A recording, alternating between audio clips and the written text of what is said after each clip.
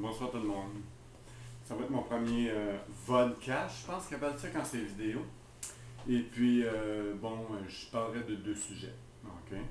Premièrement, je reviendrai un peu sur les ampoules fluorescentes, mais pas longtemps, juste pour aider à comprendre. Ben, je pense que c'est pas mal compris, mais quand même. Et puis, deuxièmement, ou principalement, mon principal sujet serait sur les produits qu'on dit propriétaires. OK? Je vais vous expliquer qu'est-ce qu'il y en a. Donc, si on vient au premier, qui est les ampoules fluorescentes, qu'est-ce que, à certains d'entre vous, j'ai envoyé un genre de PowerPoint là, qui dit que les ampoules fluorescentes, à fin du compte, torsadées, là, qu'on achète, j'en ai pas sous la main, j'aurais dû en prendre une, mais en tout cas, ok, que c'est pas si éco-efficace que ça, c'est éco-énergétique, oui, mais ces ampoules-là contiennent du mercure. Donc, quand on les envoie au vidange, bien naturellement, on se retrouve avec du mercure. Ok, c'est sûr que si quelqu'un prend ces ampoules-là et qu'il va toujours les mener dans les quincailleries qui les acceptent, bien là, il n'y en a pas de problème. Ok? Mais sauf que on sait très bien que beaucoup de gens vont les jeter, ces ampoules-là.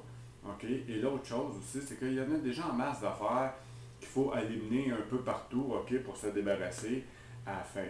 OK? Fait qu'on va se retrouver avec 23 000 bacs différents de recyclage pour pouvoir recycler toutes nos affaires. En tout cas, a priori, actuellement, à ce que je sache, en tout cas, la ville de Montréal, par exemple, ne prend pas les ampoules torsadées. OK?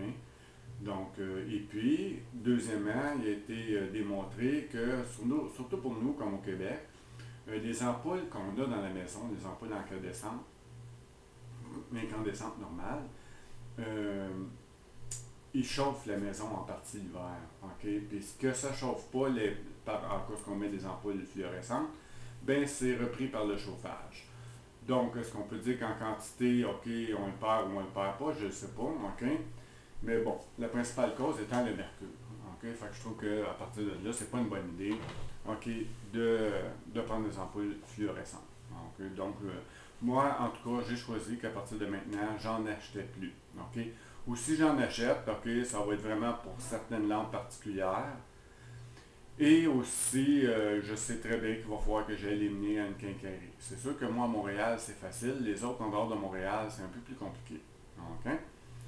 Fait que c'était ça pour les ampoules fluorescentes. Donc, mon premier sujet, c'était, comme je vous disais, mon principal sujet, c'est les produits propriétaires. Les produits propriétaires, je vais vous donner des exemples. Voici une paire d'écouteurs que je me suis acheté il y a plusieurs années. Donc, c'est des écouteurs Sennheiser. Je ne sais pas si vous allez le voir à l'envers par la vidéo, là, par l'effet vidéo. Mais bon, c'est des bons écouteurs sans fil, que j'aime bien, qui commençaient à être vieux, que je les ai récupérés juste pour écouter la TV. Fait que je m'en sers pas souvent, mais de temps en temps. Eux, qu'est-ce qu'ils ont comme objet propriétaire? C'est la pile ici. C'est une pile qui s'enlève comme ça, comme vous pouvez voir. C'est une ampoule que je peux avoir, pas une ampoule, une pile, je veux dire, une pile que je peux avoir seulement que par Sennheiser. Il y a certains, puis bon, juste la pile, si je ne me trompe pas, il la vendait 30$, juste la pile. OK? C'est ça. OK? Fait que ça, on appelle ça un objet ou un sous-produit de Sennheiser propriétaire, parce qu'il faut vraiment que tu passes par eux autres pour que ton produit fonctionne. OK?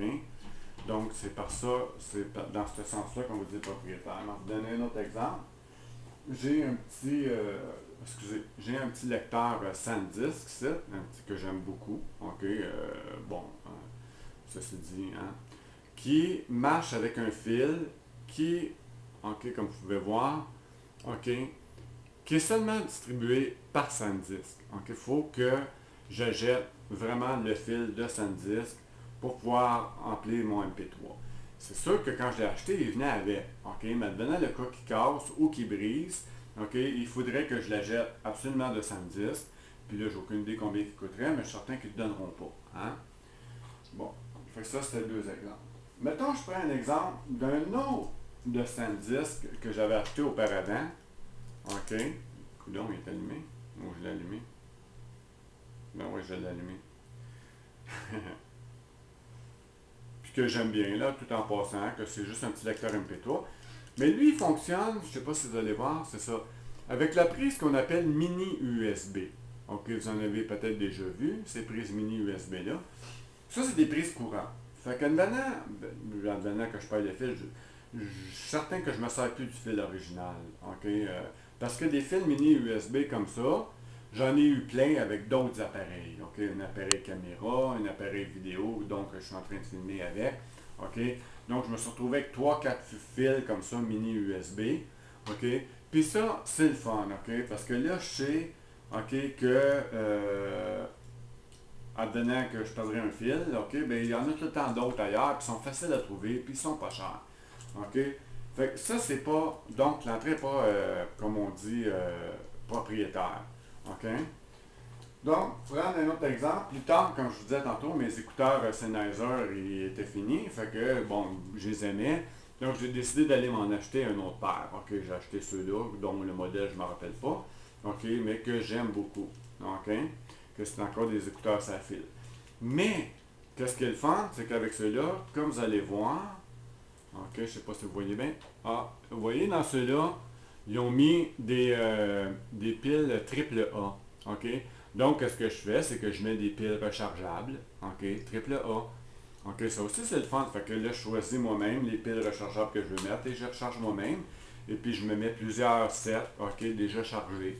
Fait que quand ils sont déchargés, ben, j'ai juste à prendre un autre puis faire charger les autres. Donc, là, ils ont débarqué, OK, de la pile propriétaire.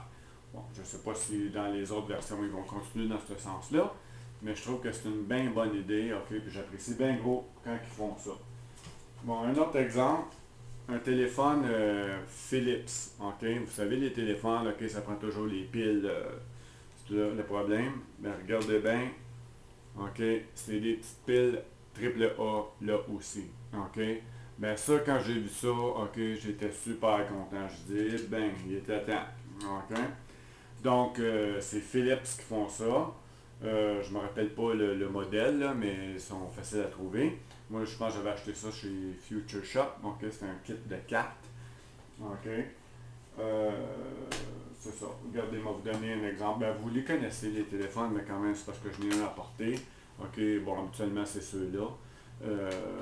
Bon, ça c'est plate. OK, tu vas acheter ça, puis là, tu payes le prix de fou. C'est sûr qu'à cette heure, j'ai réussi à trouver des piles, des genres de piles comme ça chez Addison Store Electronic pour vraiment pas cher, qui revenaient au même prix que les deux piles AA. Sauf qu'il a fallu que j'ai croyé chez Addison, OK? Tandis que les autres petites piles, OK, il y en a partout. Fait que c'est ça. Donc, je pense que ça fait le tour du sujet. Donc, l'idée, c'était de dire, OK, bon, les fêtes s'en viennent, hein, c'est le temps des cadeaux. Et puis, je trouve que c'est toujours une bonne idée de faire attention au niveau des objets et des produits propriétaires. Par exemple, j'avais un autre lecteur MP3, le premier que j'ai acheté, ok, qui était un Sony, un mini rond, là. Ok, que lui, c'était une plug mini USB. Mais il fallait absolument que tu utilises leur programme pour télécharger la musique dans le lecteur MP3 parce qu'il ne lisait pas l'MP3 en fait. Il transférait en format ATRAC. OK, fait qu'il convertissait toute la musique en format ATRAC. Donc, on n'avait pas le choix d'utiliser leur programme. C'est la même chose pour iPod. OK, iPod, il faut absolument utiliser iTunes. OK. Bon, c'est certain, il y en a qui vont me dire, ben, il y a d'autres programmes qui le font. Oui, mais tu dois courroyer, c'est pas commun. OK. C'est parce qu'il y a du monde qui se sont débrouillés pour faire des programmes, là. Mais sinon, c'est pas Apple, ça c'est sûr. Anyway, Apple, c'est vraiment très propriétaire. Donc l'iPod, c'est comme ça, puis ça doit être la même chose pour les piles.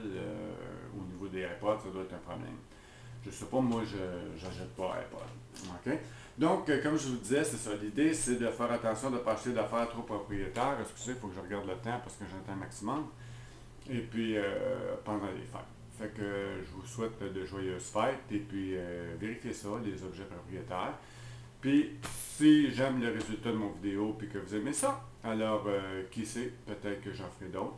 Et si vous avez aimé ça ou que ça vous a minimalement intéressé, mais laissez-le moi savoir, ok, puis peut-être que je vais en faire d'autres. Ok? Merci. Au revoir.